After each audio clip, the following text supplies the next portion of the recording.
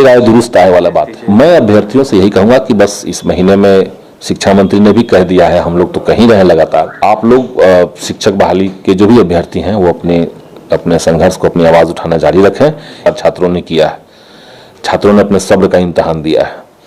अब सरकार को इसमें और विलंब नहीं करना चाहिए, बल्कि इस महीने में जो नियमावली बन गया है उसको कैबिनेट में ला करके उसको फाइनल किया जाए। तो उसको देखते हुए जो अलग अलग शिक्षा के मुद्दे हैं, विश्वविद्यालय का मुद्दा है, शिक्षक बहाली का मुद्दा है, या रोजगार के सवाल हैं, या जो लंबित बहालियां हैं जिसमें आधा काम हुआ है और आधा में छात्र जो हैं वो जस्टिस का इंतजार कर रहे हैं, ऐसे जितने सारे मुद्दे हैं, तो अलग अलग समय पे लोग आते ही थे। तो हमने कहा कि बिहार विधानसभा में हम लोग इस मुद्दे को मजबूती से उठाएंगे, लंबे समय से करें कि जल्द से जल्द बहाली हो। शिक्षकों के लिए जो नया नियमावली था वो तैयार हो चुका है, उसमें कुछ सुझाव मैंने अपने तरफ से भी दिए हैं। मैंने जैसे कहा है कि जो शिक्षक हैं उनको जिला कैडर आपने बना दिया, पंचायत कैडर को खत्म कर दिया, ये तो अच्छी बात है, लेकिन सरकार को चाहिए कि उनको राज्यकर्मी का भी दर्जा दें। बिहार विधानसभा सत्र स्टार्ट होने वाला है और इससे पहले छात्र युवा संवाद जो है कल होने वाला है।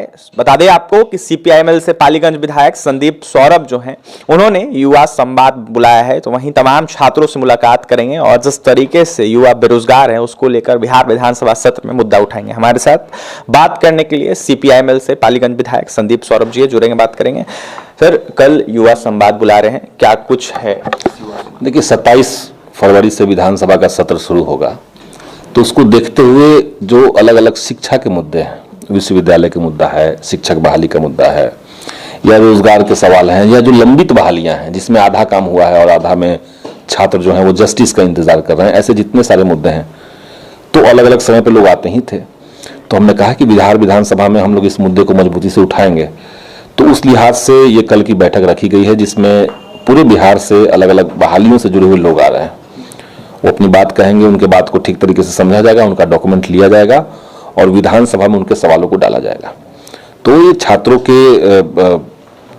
सहूलियत के लिहाज से, ताकि कई बार लोग आते हैं, मैं पूर्णिया से चल करके मेरे पास आए और मैं यहाँ नहीं हूँ, मैं अपने क्षेत्र में निकला हुआ हूँ, विधानसभा क्षेत्र में कोई काम से निकला हुआ हूँ, तो उनकी सहूलियत के लिए उन्होंने, उन छात्रों का ही सुझाव था कि आप एक डेट तय कर दीजिए और उसी दिन हम सब लोग आएंगे। तो कल का वो डेट है 4 तारीख को। 4 तारीख को 11 बजे से मेरे आवास पे ये छात्र युवा संवाद होगा।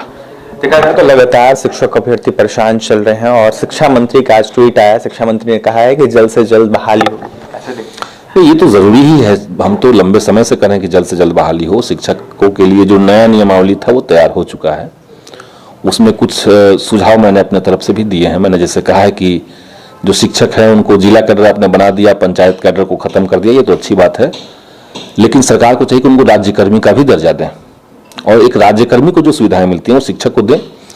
शिक्षकों का सम्मान होना, जो नए शिक्षक हैं ये भी और जो पुराने शिक्षक हैं वो भी, इनका रेस्पेक्ट होना, इनके काम को सम्मान सरकार दे रही है, ये मैसेज देना बहुत जरूरी है। तो इस लिहाज से मैंने कई सारे सुझाव दिए हैं। उनका रिटायरमेंट का जो एज है उसको 60 से बढ़ा करके 62 किया जाए। जो प्रिंसिपल की नियुक्ति के लिए नियमावली में जो प्रावधान किए गए हैं कि 100% लोगों का एग्जाम से हम प्रिंसिपल बनाएंगे, हमने कहा कि बाकी सब विभागों में जब आप लोगों को प्रमोट करते हैं, प्रमोशन का प्रावधान है, तो शिक्षकों के अंदर भी रहे कि जो शिक्षक अच्छा करेंगे उसमें से कुछ लोगों को प्रिंसिपल बनाया जाएगा। तो 50% कोटा आपको प्रमोशन के लिए और 50% आप डायरेक्ट परीक्षा से लीजिए। तो इस तरह कुछ सुझाव दिए गए हैं। मैं ये मानता हूं कि काफी लंबा इंतजार छात्रों ने किया है, छात्रों ने अपने सब्र का इम्तहान दिया है।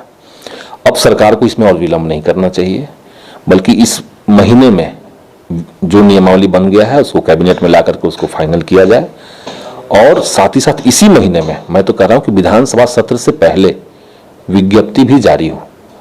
अब इस महीने में नियमावली आएगा, फिर 2 महीने में विज्ञप्ति आएगा, फिर 4 महीने में करेंगे, ये प्रक्रिया नहीं हो, बल्कि सरकार और विभाग जिस गति से भी चल रहा है उस गति को बनाए रखना और उसको थोड़ा बल्कि तेज ही कर देना, ये जरूरी है।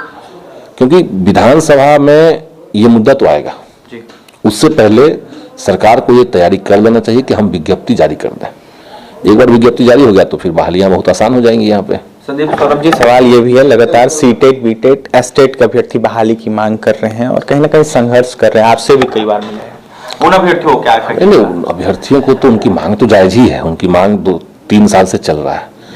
अब उनकी मांग है कि शिक्षक बहाल किया जाए, तो शिक्षक बहाल सरकार को करना है, तो सरकार तो ये देखेगी ना कि भाई पिछले जो शिक्षक बहाली की प्रक्रिया थी उसमें कहाँ कहाँ लूफॉल्स थे, उसमें कहाँ कहाँ गड़बड़ियाँ थी। जैसे वो ऑनलाइन नहीं था, वो सेंट्रलाइज नहीं था, उसमें बिहार के बच्चों के लिए अलग से कोई प्रावधान नहीं था कि आपके लिए कोई कोटा है। जैसे उसमें मुखिया और जिला परिषद के सदस्यों की से नियुक्तियाँ होती थी। तो ये सब बड़े बड़े बदलाव हैं। इन सब चीज़ों को ख़त्म करना ये बड़े बदलाव हैं। और आप समझिए कि कोई विभाग अगर बड़ा बदलाव नियमावली में करने जाता है तो आपको एक एक स्टेप पे मुख्यमंत्री महोदय से पूछना पड़ता है कि हम नियोजन इकाइयों को भंग कर रहे हैं, हम जिला कैडर बना रहे हैं शिक्षकों को, तो आप तो परमिशन लेकर के ही उसको नियमावली में बदलाव करेंगे। तो ये एक प्रक्रिया थी जिसमें थोड़ा सा विलंब तो ज़रूर हुआ, इसको और तेज किया जा सकता था, लेकिन देर आए दुरुस्त आए वाला बात है।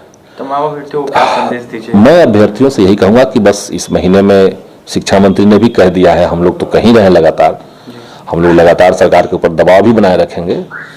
आप लोग शिक्षक बहाली के जो भी अभ्यर्थी हैं वो अपने संघर्ष को, अपनी आवाज़ उठाना जारी रखें। इस महीने में नियमावली आपका फाइनल हो जाएगा और मैं कोशिश करूंगा कि इस महीने में विज्ञप्ति भी आ जाए। एक बार विज्ञप्ति जब आता है तो +2 विज्ञप्ति सबका एक साथ आना है। +2 के बच्चों का पहले होगा, जो +2 के शिक्षक हैं, उसके बाद 10th का, उसके बाद नीचे और फिर प्राइमरी। तो इस प्रक्रिया में चीज़ें चलेंगी और इसका भी एक तर्क है। पिछली बार जो छठे चरण की बहाली हुई है उसमें पहले अगर आप प्राथमिक कर देते हैं, बाद में ऊपर वाला करते हैं, तो नीचे के जो शिक्षक थे, चुने हुए प्राथमिक थे, वो ऊपर चले गए छोड़ करके, तो वो पद खाली का खाली रह गया। इसलिए इस बार प्रोसेस चेंज किया गया है। तो इस तरह की कई सारी चीज़ें हैं। इसी नियमावली से अब लाइब्रेरियन की बहाली होनी है, प्रयोगशाला में जो लोग कर्मी रहते हैं उनकी बहाली इसी प्रक्रिया से होनी है। तो सारी बहालियाँ शिक्षा विभाग से जुड़ी हुई टोटल इसी नियमावली से होना है। पर सबका पहले अलग अलग नियमावली था, ये अलग एक कर दिया गया है। देखिए, तो हमारे साथ पालीगंज से विधायक संदीप सौरभ जी थे। जिस तरीके से बहाली होनी है इसको लेकर तमाम बातें क्लियर कर दी हैं। तो वहीं कल छात्र युवा संवाद होने वाला है जिसमें तमाम बिहार के अनेक जिलों से अभ्यर्थी आएंगे। तो वहीं संदीप सौरभ जी ने यह साफ कहा है कि तमाम अभ्यर्थियों का जो है मुद्दा मैं सुनूंगा। तो वहीं विधानसभा सत्र जब स्टार्ट होगा तमाम मुद्दा उठाऊंगा। इससे पहले सरकार से उम्मीद हम करते हैं कि जल्द से जल्द बहाली शिक्षकों की होगी। क्या कुछ कह रहे थे माले विधायक संदीप सौरभ आपने सुना है। और भी तमाम खबरों के लिए NBC 24 के साथ बने हैं। पटना से सहयोगी पंकज के साथ अभिषेक की रिपोर्ट।